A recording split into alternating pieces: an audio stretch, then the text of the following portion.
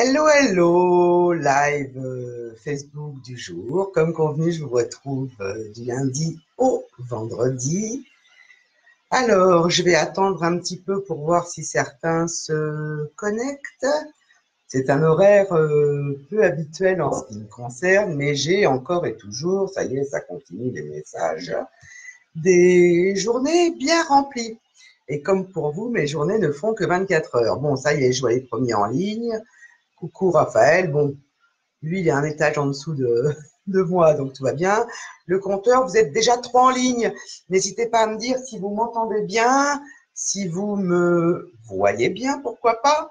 Et n'hésitez pas à me dire que vous êtes là, parce que je vois mon compteur, mais je ne vois pas qui est là. Donc, je vais prendre mon téléphone, si jamais c'est plus facile de voir qui est là. Faites-moi un coucou. Dites-moi également si vous avez vu. Oh là, ça y est, mon téléphone, je vais lui couper le sifflet. Ça va être plus simple. Dites-moi si vous avez vu comment ça s'appelle? Mon live du jour ce matin sur la page de Mars, où je racontais une anecdote en ce qui... Ah, je vois un cœur, super, merci. En ce qui concerne la cible. Est-ce que ça vous parle? Est-ce que quelqu'un l'a vu? Est-ce que vous avez vous-même déjà défini Ah bah oui, non, il y a plein de monde en ligne en fait. Est-ce que vous avez vous-même déjà défini votre cible, votre client idéal? Dites-moi. N'hésitez pas à vous manifester. Non, sinon je vais tout de même rentrer dans le vif du sujet puisque vous savez que je dis toujours qu'il est important, ô combien important, de connaître son client idéal et surtout de le définir. De le définir pour lui parler, pour s'adresser à lui et surtout l'attirer à nous. Ça vous parle? Ça ne vous parle pas? Dites-moi. J'attends vos réactions. Non? Bien. Je vais rentrer dans le vif du sujet. Vous n'hésiterez pas à regarder Ah ben, je vois qu'il y a du monde en fait. Mais sinon, vous n'hésiterez pas à réagir en replay pour ceux qui ne sont pas encore là, à me dire que vous avez vu ce live en replay. Alors, je vous conseille tout d'abord, pour comprendre pourquoi je fais ce live sur le sujet du client idéal aujourd'hui, au lieu de continuer sur la communication, la communication sur les réseaux sociaux, etc., je vous conseille d'aller voir la vidéo sur la page de Mars, où je raconte une petite anecdote qui nous est arrivée fin de semaine dernière et la fin de l'anecdote pour aujourd'hui. Donc, vous irez faire un tour, vous me ferez vos retours et surtout, vous pencherez sur la question de votre client idéal, parce que c'est bien de ça dont il s'agit. Est-ce que vous savez, vous, comment trouver votre client idéal? Est-ce que vous avez déjà fait cet exercice? Est-ce que vous avez une méthode pour définir le portrait de votre client idéal? Est-ce que vous avez été chercher sur les sites ou les pages pro de vos concurrents comment ils définissent eux-mêmes leurs clients idéaux, comment ils s'adressent à eux? Dites-moi, est-ce que vous arrivez à vous positionner par rapport à vos confrères ou vos concurrents suivant comment vous les appelez? Posez-vous toutes ces questions, hein. Moi, je suis là vraiment pour vous accompagner à implémenter, à gagner du temps en fait, hein. Parce que quand on ne sait pas, on ne sait pas qu'on ne sait pas. Oula, c'est bizarre ce que je dis, c'est la fin de la journée. Non, mais si vous voulez cibler une niche de marché particulière, si vous voulez trouver des clients pour faire des ventes, encore une fois, vendre plus, mieux, plus souvent, vivre de votre activité, il vous faut des clients. Mais il faut bien le définir et le comprendre, ce fameux client idéal. Alors, pourquoi c'est important de définir son client idéal? Parce que ça vous permet d'affiner, j'allais dire, l'objectif que vous visez en ayant une plus fine connaissance de cette fameuse cible. Vous avez créé votre activité, vous avez fait une étude de marché pour savoir si vous alliez vendre et à qui, normalement. Et du coup, déjà, cette première étude de marché, ça vous a apporté des nombreuses informations sur les offres de vos concurrents, sur vous, le chemin que vous devez prendre. Et en fait, affiner sa cible, son client idéal, a pour objectif premier de vous démarquer justement de la concurrence, de ne pas faire du copier-coller, même si c'est un sport que pratiquent certains. Donc, définir votre client idéal vous permet de produire des offres, de proposer des produits, de vendre des services de façon ciblée. Et en d'autres termes, il est impératif de bien comprendre les attentes de votre client idéal. C'est un exercice que vous devez faire une première fois quand vous lancez votre activité et que vous devez refaire régulièrement. Parce que vous évoluez, mais votre client potentiel également. Je dis toujours que la vie n'est pas linéaire et au gré de nos rencontres, qu'elles soient professionnelles ou personnelles, on évolue. Et bien, votre client idéal, c'est quelqu'un de physique, donc il évolue aussi. Alors, le grand classique, moi, quand je rencontre des clients la toute première fois, la question qui vient, c'est à qui s'adressent vos offres? À qui vous voulez vendre vos produits? À qui vous proposez vos services?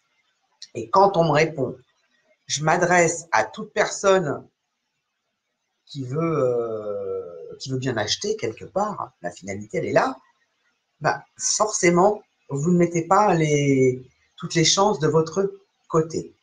Parce que savoir déterminer le profil de son client idéal, en fait, va obligatoirement vous amener à construire une offre plus ciblée, une offre qui va lui parler.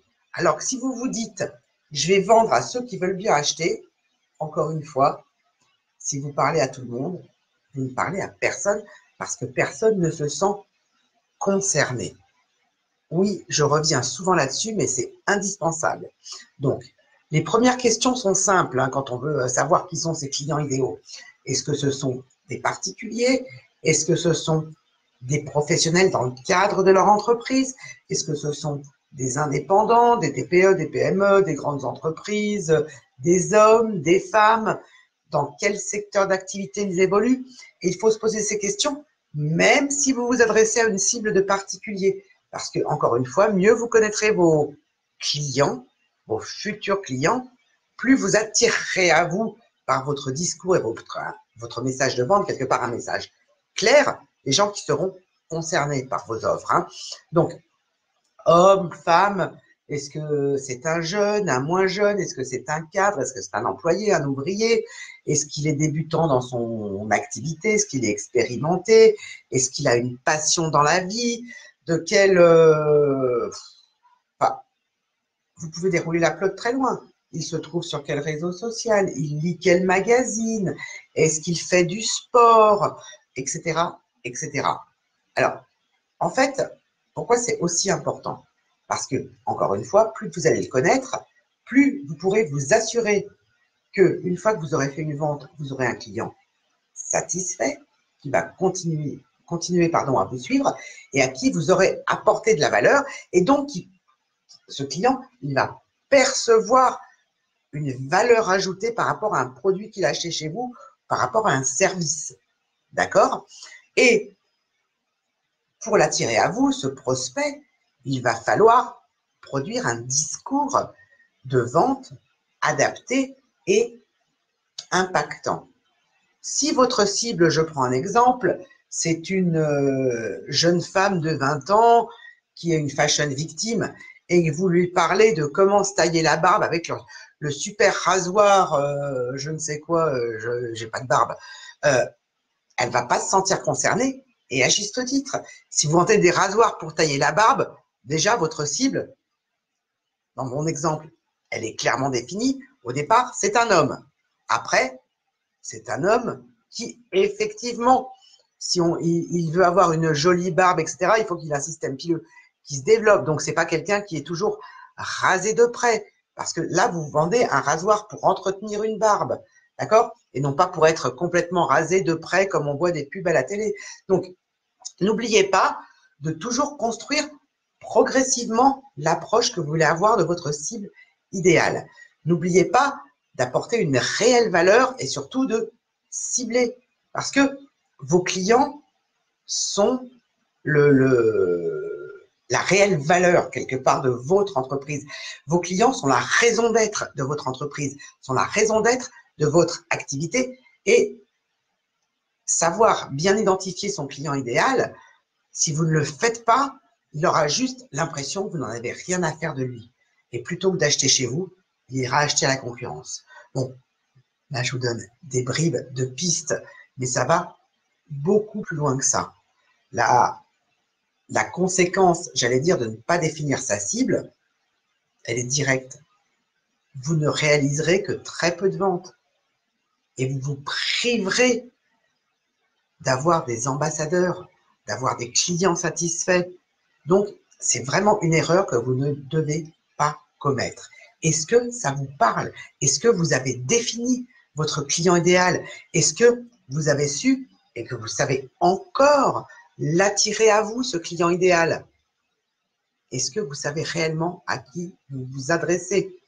Alors, je vais vous donner les grandes lignes, hein. Hommes, femmes, jeunes, vieux, ça n'a rien de péjoratif. Cherchez, posez, encore une fois, les fondations. Posez les bases du développement de votre activité. Assurez sa pérennité en attirant à vous plus de clients qui vont acheter vos produits ou vos services. Je vais m'arrêter là. Je vous souhaite une très belle fin de journée. Je ne sais pas si ici, on va réussir à rentrer le soir sans pluie, sans vent. On est en vigilance orange, je crois, dans le sud de l'Eure-et-Loire. Donc, faites-moi des retours. Parlez-moi, pour ceux qui ont écouté cette vidéo, parlez-moi de vos clients, de votre client idéal, de votre prospect idéal que vous allez facilement transformer en client, du client qui va vous remercier d'avoir acheté. Je vous dis à demain, pleine forme de bonheur et de bonne humeur, enfin de bonheur, tout dépend comment on voit les choses, parce que là, il est de bonne heure pour la soirée, il est 18h01, mais il est un petit peu tard pour la matinée. Je vous souhaite de très belles affaires comme d'habitude et je vous dis à demain. Ciao, ciao, bye.